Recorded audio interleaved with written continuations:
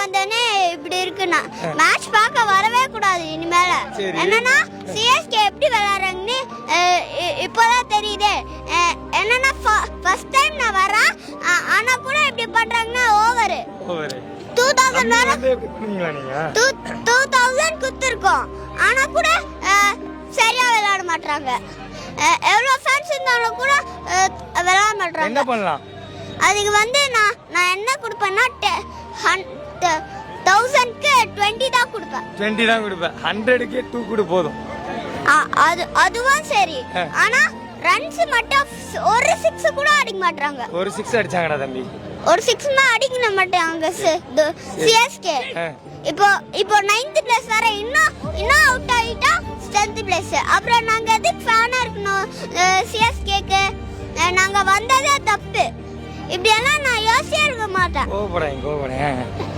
என்னன்னா எத்தனை அவுட் இப்போ கேகேஆர் ஜெயிச்சிச்சுன்னா நாங்க வந்ததே வேஸ்ட். தூக்கமே வராது இல்லடா தம்பி. ஆமா.